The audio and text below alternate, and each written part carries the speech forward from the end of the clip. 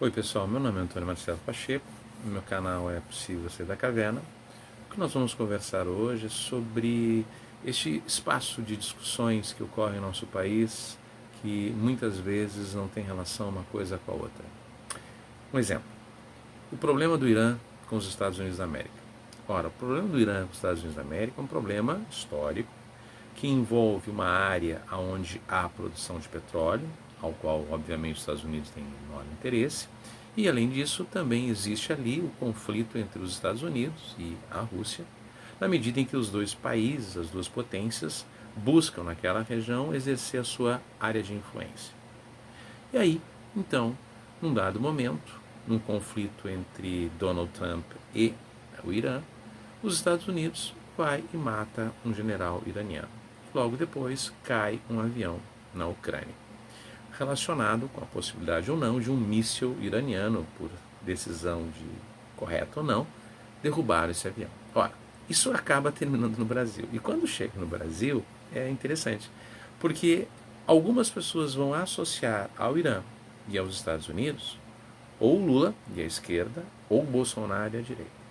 Ora, qual é exatamente a relação do conflito entre a Revolução dos Ayatollahs em 79, a política equivocada, absurda, quase surrealista de Donald Trump com Lula e Bolsonaro? Essa pobreza intelectual que nos faz discutir tudo numa condição de esquerdopatas, lulopetistas ou bolsominions e fascistas, literalmente mostra a pobreza intelectual do nosso país.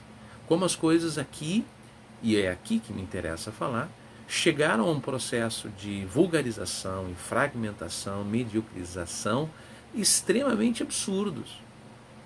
Outro exemplo, uma jornalista na Bahia se posiciona contra o fato do ex-goleiro Bruno poder voltar a ter a sua atividade de jogador de futebol. Ora, os discursos que vêm então a partir daí é porque ela, a jornalista, é uma mulher, porque o Bruno praticou um homicídio bárbaro, nojento, estúpido, sem dúvida nenhuma, foi julgado, condenado e cumpre a sua execução de pena. Mas ele seria um exemplo típico do patriarcado, do patrimonialismo num país que pratica com muita tranquilidade, apesar de todas as estatísticas oficiais tentarem apontar o contrário, o extermínio de mulheres nesse país, assim como o extermínio de negros, assim como o extermínio de gays, assim como o extermínio de índios, assim como o extermínio de qualquer um nesse país. Ora, apesar disso, as pessoas têm o direito de discutir se efetivamente a jornalista, por ser mulher, e isso não lhe dá nenhuma proteção a priori, não teria abusado da sua condição de construtora, produtora de conceitos, uma Miss Média, uma jornalista que, afinal de contas, prepara a sociedade para o pensamento, a exagerar na sua crítica ao goleiro Bruno, dizendo, obviamente, que aquilo que pode ser um sucesso, aquilo que pode ser um prestígio do Bruno voltando a ser goleiro, é contraproducente na medida em que ele é um assassino. O problema é que o Bruno, ele por ele mesmo, não vai ficar mais ou menos famoso. É a sociedade que vai deixá-lo mais ou menos famoso. E o que se vê é que quando se vai contratar o Bruno, tem gente que faz questão de ir vê-lo, ir assisti-lo, mesmo sabendo que ele foi um monstro, condenado, é verdade, mas foi um monstro, quer estar perto dessa possibilidade de sair do anonimato para se tornar público. É que nem o Big Brother, que vai começar mais uma vez, onde as pessoas não assistem, mas grande parte delas sabe o que está acontecendo, dizem que é uma porcaria, mas boa parte delas escolhe os seus preferidos e aqueles que não são seus preferidos, e que acabam, na verdade, como dizia o antigo jornalista Pedro Bial quando era o âncora do Big Brother, os chamados heróis da nave mais vigiada do país. Ora, eles não são heróis de porcaria nenhuma. O Big Brother, ele realmente consagra o absurdo, ele consagra o mau caratismo, ele consagra o individualismo, ele consagra o egocentrismo, ele consagra o que tem de pior na sociedade. E aí que vem a questão. Nós vamos viver um ano de política bastante intensa esse ano, porque Luiz Inácio Lula da Silva, com uma leitura constitucional adequada, do meu ponto de vista, está condenado, mas livre. Portanto, ele estará apto a, nas ruas, praticar todo um processo de campanha aos seus candidatos do PT.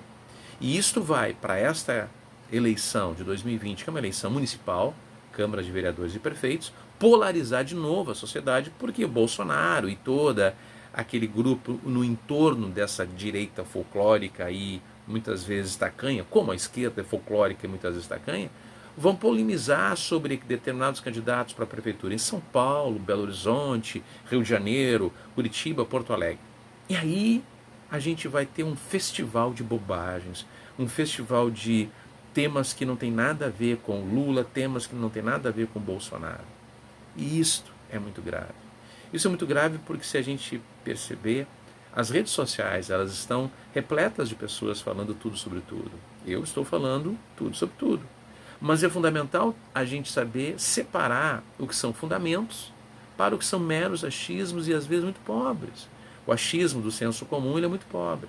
Então, ora, o Irã e os Estados Unidos têm um conflito? Tem. Eu posso optar pelo Irã, pelos Estados Unidos? Posso. Mas eu não posso simplesmente, depois de optar por isso, relacionar que o Irã, de alguma forma, foi beneficiado no seu papel pelo Lula, ou que os Estados Unidos, de alguma forma, pode fazer o que quiser fazer porque o Bolsonaro o apoia.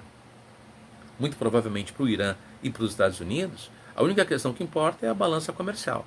Se Bolsonaro ou Lula vão abrir a boca, vão deixar de abrir a boca, atualmente para eles isso é irrelevante.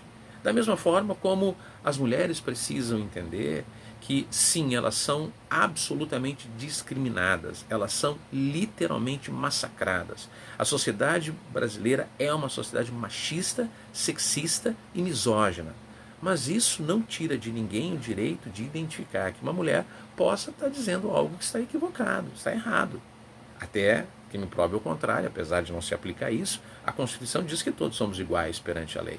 E, portanto, tem homens ridículos, tem mulheres ridículas, tem homens absurdos, tem mulheres absurdas, tem homens que são coerentes e tem mulheres extremamente coerentes. Da mesma forma como hoje somos uma sociedade de ismos, ismos para cá, ismos para lá, o que gera uma patrulha ideológica absurda. As pessoas têm hoje pouco direito de manifestar a sua opinião, porque existe uma patrulha ideológica que vai lutar sempre contra esse direito de opinião, desde que não lhe favoreça. Então, se Gleisi Hoffmann disser alguma coisa, como, por exemplo, o atual ministro da Educação ridículo, ora, as pessoas vão dizer que ela é que está sendo ridícula porque ela é do PT. E não, ela realmente tem composições ridículas. Mas o ministro da Educação, além de ridículo, é praticamente um analfabeto. Da mesma forma, o Supremo Tribunal Federal.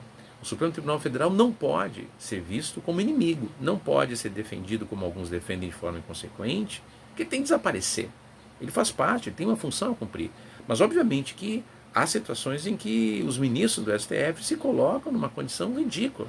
O ministro-presidente do STF, Dias Toffoli, entrou numa campanha, uma cruzada particular com o DPVAT, que criou uma série de idas e vindas desnecessárias. O ministro Gilmar Mendes vai, como sempre, para a Europa, já que tem condições econômicas para isso, volta ao Brasil dizendo que seus colegas europeus não entenderam muito bem a prisão do Lula. Ora, pelo amor de Deus, ninguém pode entender muito bem o que ele, Gilmar Mendes, diz na quantidade de absurdos que efetivamente acaba por dizer. Da mesma forma, Lewandowski, assim como Gilmar Mendes, numa campanha contra a Lava Jato. A Lava Jato não é a grande campanha moralista do país, nem ela vai resgatar a ética, mas ela foi importante. Ela tem fatores históricos importantes. Então, por que efetivamente Lewandowski e Gilmar Mendes, mas outros também, mas esses dois, têm tanta necessidade de atingir a Lava Jato? O promotor Dallagnol, o ex-juiz Sérgio Moro, que, por sinal, também não tem nada de herói, nada de absolutamente acima de qualquer crítica. Cometeu uma série de erros e continua cometendo uma série de erros. Isso quer dizer que nós estamos e vivemos numa necessidade de buscar no outro, de buscar nestes indivíduos aquilo que a gente não consegue, ou não consegue entender, ou não consegue aceitar. Não há bandidos heróis. Não há só, efetivamente, a violência do homem sobre a mulher. Esta predomina, esta é histórica, esta é violenta e abjeta. Mas também existe violência de mulheres contra homens. Hoje, no Brasil, há uma série de situações jurídicas de homens buscando proteção na Lei Maria da Penha contra mulheres que os agridem, física, emocionalmente, inclusive psiquicamente. Então, são estas situações que a gente tem que começar a depurar no discurso brasileiro, para que realmente as pessoas, primeiro, possam ter o direito de falar aquilo que entendem que podem falar, mas a responsabilidade de saber que não se pode falar qualquer coisa de uma forma absolutamente sem nenhuma base. É preciso limpar o terreno para que a gente possa, de alguma forma, começar a construir a sociedade brasileira. Eu concluo falando da história, não é aqui o momento de aprofundar, mas sobre a saída do Brasil à educação. Todo mundo, quando pode, ao se reunir, afirma que a saída do Brasil é a educação. Curiosamente, no estado do Rio Grande do Sul, quando houve a possibilidade de mexerem nos valores do IPVA, a sociedade gaúcha se movimentou em menos de 24 horas e mudou a posição do governador Eduardo Leite. Mas quando o governador Eduardo Leite fala de mexer no plano de carreira dos professores, casualmente não há nenhuma saída do Brasil pela educação sem tratar com dignidade os professores e dignidade a pagá-los de forma adequada, ninguém se mexeu. Pelo contrário, críticas de que eles estão em greve.